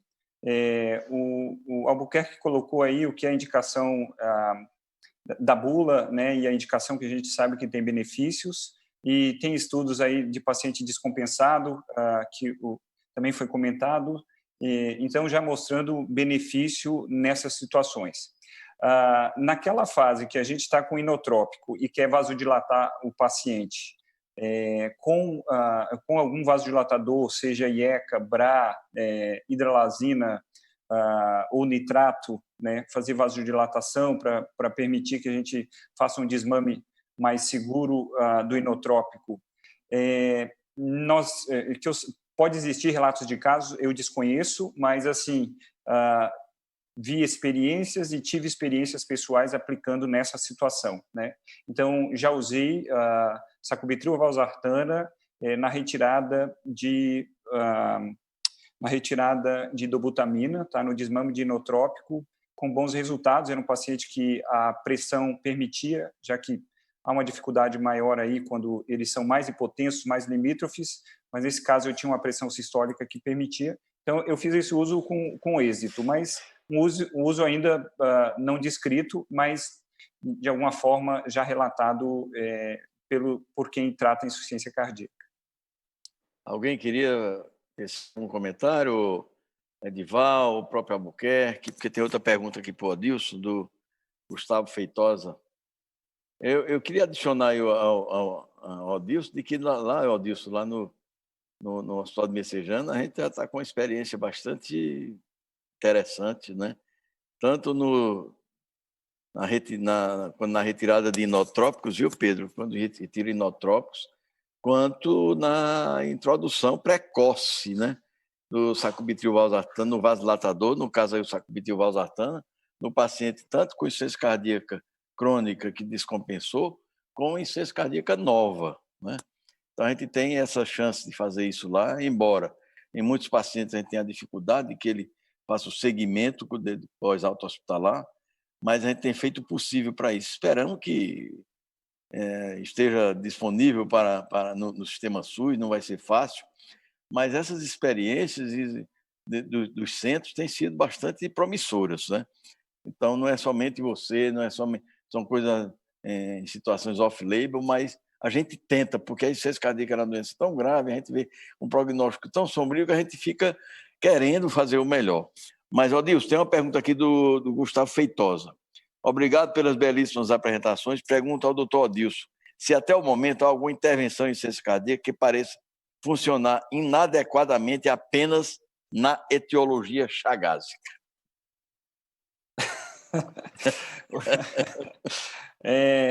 Tá. Inadequadamente. O Gustavo foi meu colega de residência, está na Bahia, exercendo um excelente trabalho. Eu ia dizer que a reabilitação, que é o que ele trabalha, doutor João, é o que ele trabalha mais, enfim, mas não é, né? Pelo contrário, tanto reabilitação, clínicas de insuficiência cardíaca funcionam bem, outras medidas, o próprio acompanhamento desses pacientes.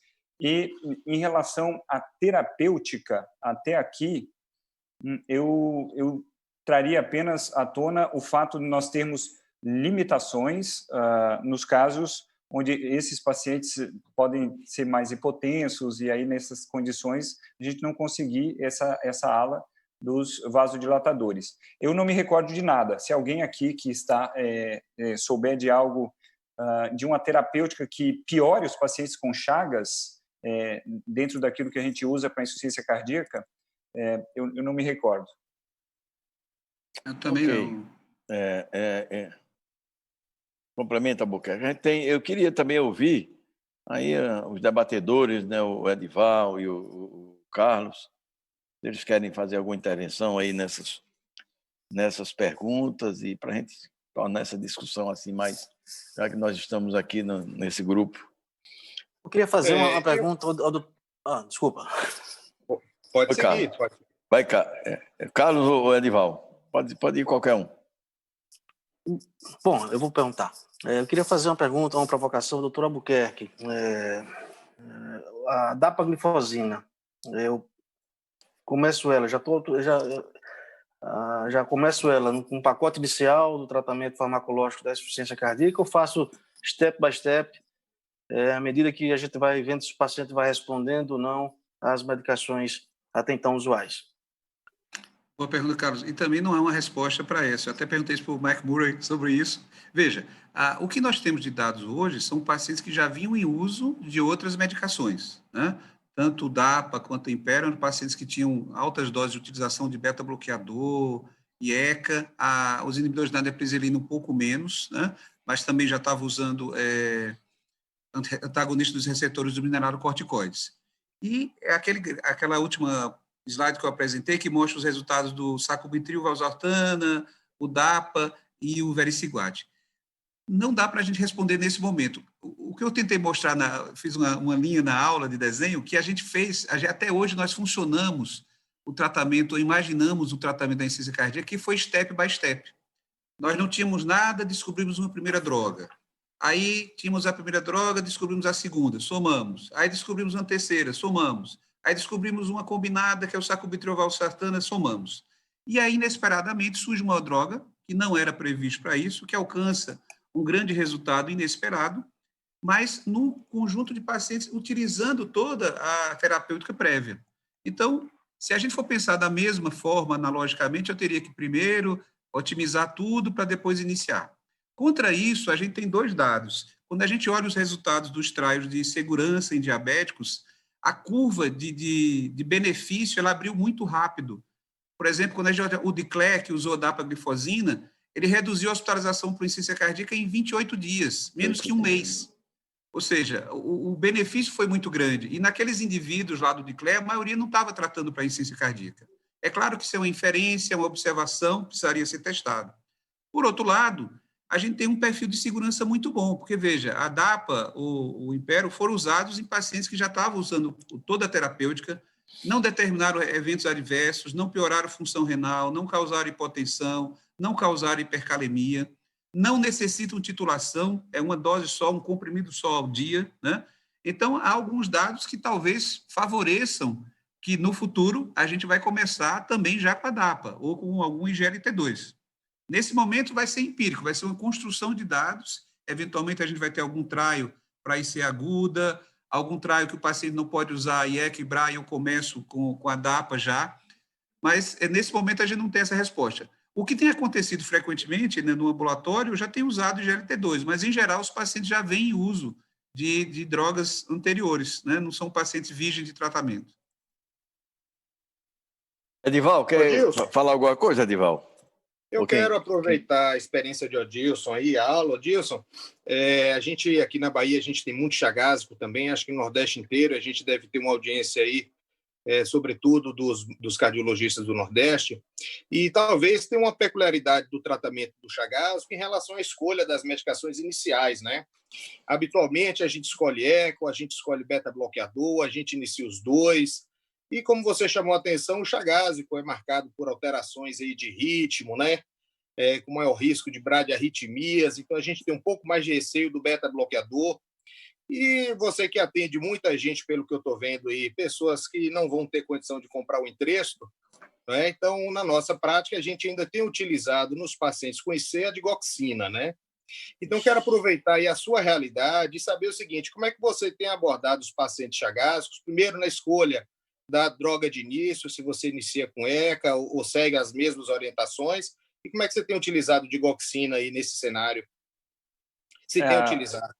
Exato. Edival, muito boa pergunta. O Edival sempre no finalzinho, doutor João, ele faz uma pergunta difícil para mim no último minuto, entendeu? Mentira. Mentira. Mas a pergunta de digoxina sempre deixa coisa no ar, né? Porque é isso.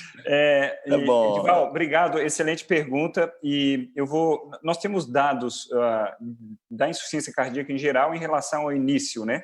Que a gente pode iniciar quando era o IECA aí imperando, né? Então era IECA e beta-bloqueador, e a gente iniciava, o estudo era justamente o estudo do bisoprolol, né? Que se iniciavam os dois juntos com melhores resultados em relação à adesão.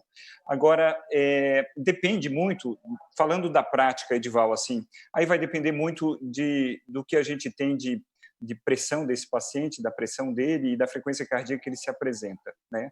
Então, em relação à pressão, se tiver uma possibilidade, um paciente que eu tenho uma cabeça de pressão melhor, eu consigo iniciar 2 medicamentos, então eu inicio beta-bloqueador e o segundo medicamento, IECA, BRA, em princípio, né? Agora, em relação a um paciente que já chega mais descompensado, muito sintomático, onde nós temos uma dificuldade da medicação, muita congestão e que eu preciso tratar essa agudização de IC primeiro, eu posso preferir aí dar um vasodilatador inicialmente, que seria o IECA, BRA ou sacubitril valsartana, um pouco antes do beta-bloqueador. Então, eu iria um pouquinho pelo como está o meu paciente, se ele está muito sintomático, né? Se estivesse muito sintomático se apresentando na primeira vez, eu iria mais para vasodilatador com diurético, para depois vir com beta-bloqueador. Senão, se ele tiver um perfil bom de pressão, eu iniciaria combinado, né? Em relação à digoxina, Edival, eu penso que eu tenho usado e algumas vezes, tá certo? A gente sabe, na diretriz nós discutimos isso e foi complicado, né? Até, eu acho que teve inimizades lá por conta da discussão da digoxina. Mas é um medicamento ainda útil, né? Nós sabemos, para aqueles pacientes sintomáticos, com aquele cuidado de uma dose menor, né? Do meio comprimido, para os pacientes que estão com mais sintomas e que nós temos mais dificuldades de controlar o sintoma deles. Alguém aí quer mais fazer alguma consideração? Nós estamos. João, quero fazer uma quase pergunta para você. Diga. Então, diante do que o Adilson colocou do mau prognóstico do chagasco, diante do que você colocou da melhor evolução dos chagascos, você tem considerado indicar mais precocemente o transplante para os pacientes chagascos? Albuquerque, eu costumo dizer o seguinte: quando nós recebemos o paciente chagasco, quando ele se apresenta, quando ele se interna principalmente, que ele descompensa, eu costumo dizer, passando a visita lá com o pessoal, digo, a gente avalia tudo isso que o Adilson falou: pressão, frequência cardíaca, o baixo débito, que ele, quando entra em baixo débito, demora. É o seguinte, eu digo, vamos apressar o preparo desse paciente. Por quê? O paciente com o INCOR lá, acho que é o Aguinaldo de Goiânia que fez isso, mostrando lá que a curva é rápida de mortalidade do paciente que está em lista de espera para transplante. Então, a gente não pode demorar muito em pensar em otimizar o chagasco, que tem essa peculiaridade. O Adilson sabe muito bem, nós sabemos, né? Tem essa peculiaridade. Então, a gente não pode demorar muito. Dos pacientes que chegam, é o que a gente se estressa mais e se apressa mais é preparar e a indicar o transplante, porque ele morre logo, ele morre rápido. E quando ele entra na curva descendente, quando ele entra em baixo débito, tudo, ele não responde. Inotrópico, a gente aumenta inotrópico, junta inotrópico, associa inotrópico e tal. E nós temos, acho que 2 ou 3 transplantados nossos, que eles foram para, na época áurea, que a gente tinha Centrimag, que a gente tinha a assistência circulatória mecânica, eles foram para a assistência circulatória mecânica para depois ir para o transplante. Então, os doentes são muito graves, viu, Albuquerque? Isso aí é o meu depoimento. A gente tem, o Chagas é o terceiro maior número de pacientes transplantados do nosso grupo, já temos quase 500 transplantes, né, nos últimos 20 anos. Alguém quer fazer alguma... Nós estamos chegando, pessoal, já completamos, podemos falar mais um pouquinho? Alguém quer tecer mais algum comentário? Eu queria dizer que, viu, Albuquerque, Aldilson, Edival e Carlos Médico, que eu acho que foi uma discussão muito proveitosa, né, entre nós. Eu queria lembrar também de que a nossa região, né, está sendo muito prestigiada e parabenizar aí o Nivaldo por ter dado esse up, né, na Sociedade Norte-Nordeste, e que a SBC, à frente de um nordestino, um conterrâneo seu, o Marcelo, e esse ano nós demos realmente eu não sei como é que a gente conhece, né, a temperatura do Marcelo, de, em plena pandemia, a gente fazer tantos eventos, a gente crescer tanto, discutir tanto, falar em estatuto, em diretrizes e tudo, em eventos na área da cardiologia, né? Então, eu queria aqui fazer minhas considerações finais, parabenizando ao Adilson, ao Albuquerque, foi muito bom, ao Edival e ao Carlos Romério pela participação, pelas intervenções. Não tem mais, deixa eu ver aqui se tem mais alguma pergunta. Deixa eu abrir aqui o chat. Doutor João, enquanto você está vendo aí, doutor João, deixa eu aproveitar, vai lendo aí, ver se tem alguma pergunta. Tá. E só para ressaltar... Tem outra pergunta aqui ainda que a gente pode ir. Tá? Quem é que está falando? É o Edival? Edival. É só para aproveitar a plateia e divulgar o nosso congresso, viu, João? 10 a 12 de outubro, o nosso congresso virtual. Vocês podem acessar SBC-BA e todos os adimplentes têm inscrição gratuita, tá certo? Ok.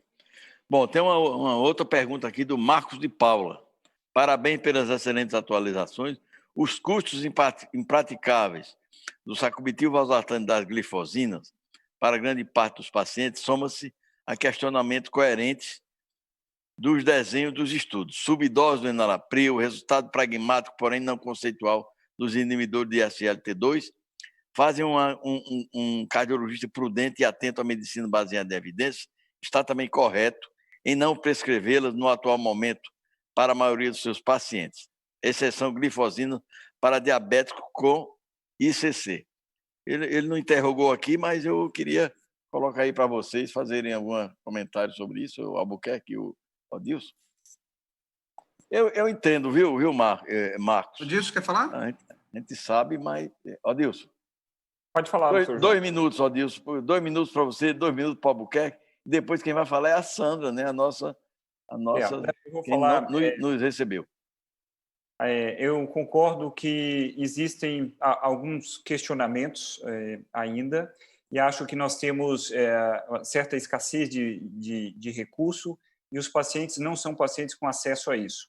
Não são medicamentos que o SUS ainda está dando, muito embora a sacubitril/valsartana aí tenha agora a aprovação, né? Então, mas acho que do ponto de vista mecanístico, do ponto de vista de comprovação em estudo, parecem medicamentos consistentes, melhores do que as nossas alternativas de antes, falando da sacubitril/valsartana em relação a IECA e BRA. Então, acho que é a escolha para a maioria dos pacientes, e acho que dá para extrapolar um pouquinho até para já iniciar com esses medicamentos. Mas acho que está correto quem está tratando com IECA e BRA, está perfeitamente correto, como aquele paciente que eu mostrei aqui, ele saiu com a prescrição de um IECA por conta até de acesso, né? Então, e não acho que esteja errado.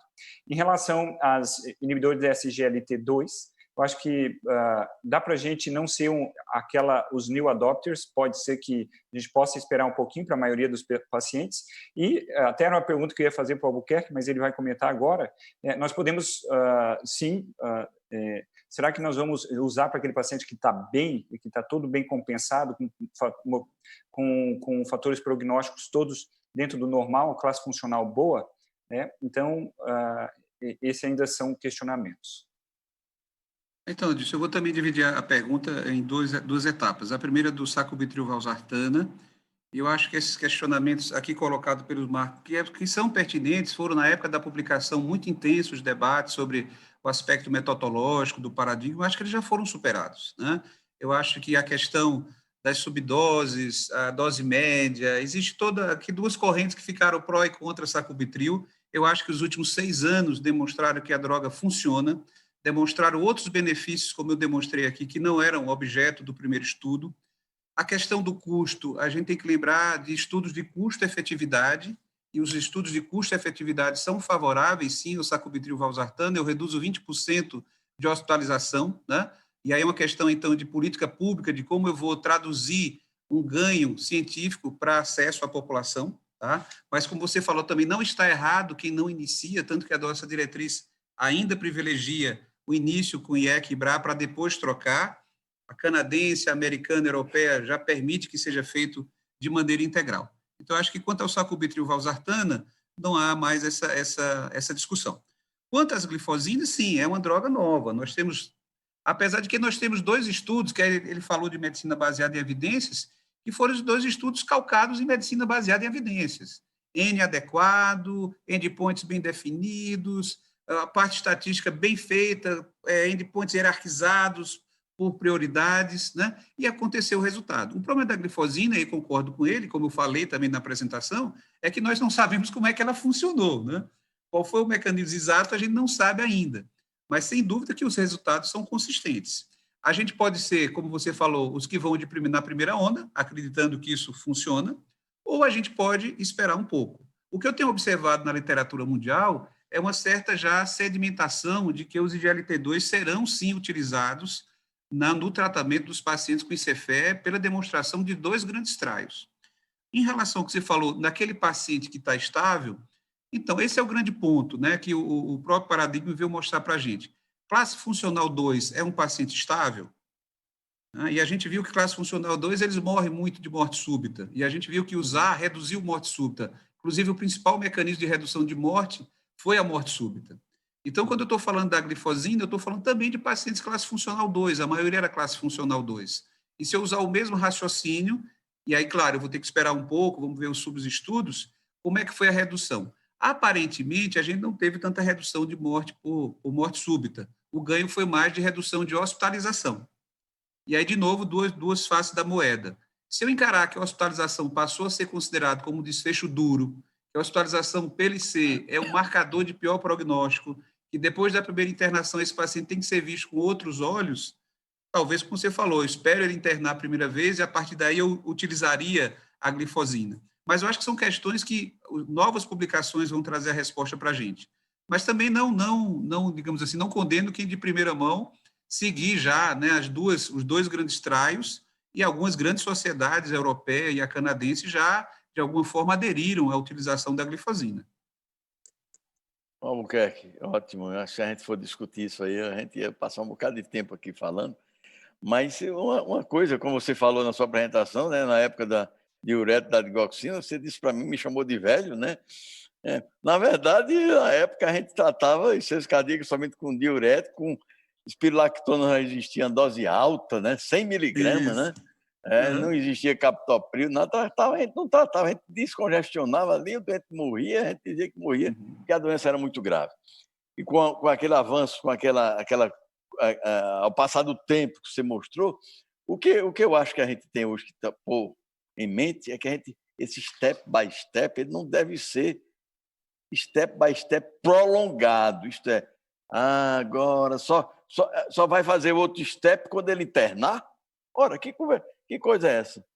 E a ativação neurohormonal lá, forte lá, tá entendendo? Danificando o miocárdio, esse é que é o problema. Então, aí é onde está o segredo, o pulo do gato do tratamento da insuficiência cardíaca, isto é, você chegar e ter esse conhecimento, tanto através da clínica, como através de marcadores, como conhecendo e titulando a terapêutica do seu paciente.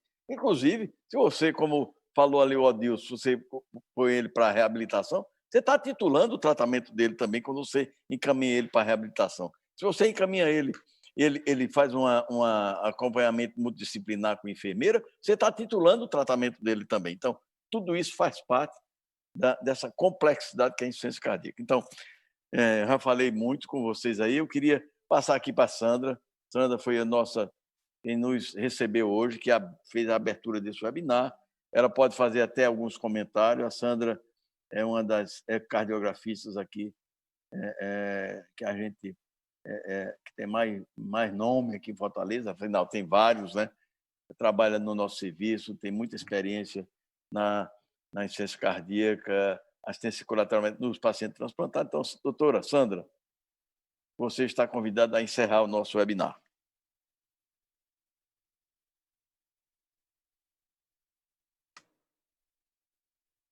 Sandra, o seu microfone está fechado, não? Abre teu microfone. Opa, agora. Está fechado, Sandra, teu microfone.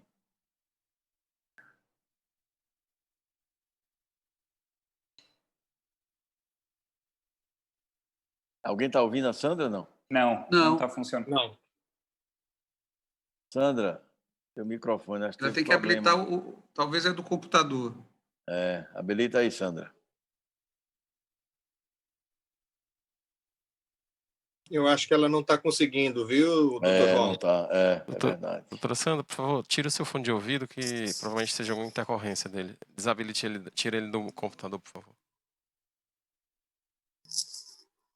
Ajuda aí, Leandro, para poder a gente encerrar, né? Não. A senhora tirou o plugzinho do seu notebook, nada? Infelizmente, doutor João, acho que teremos que fazer essa... Então, pessoal, muito obrigado a todos.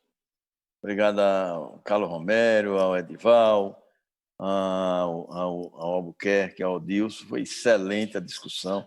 Insuficiência cardíaca sempre traz, se a gente for falar, a gente vai passar uma manhã, uma noite, uma tarde e tal.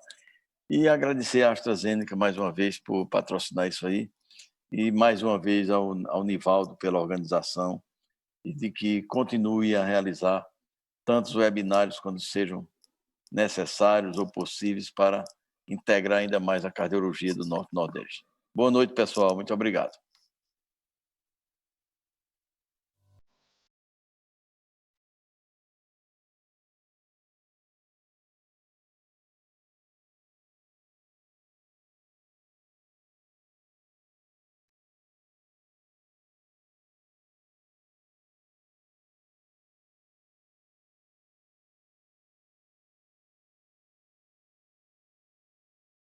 Música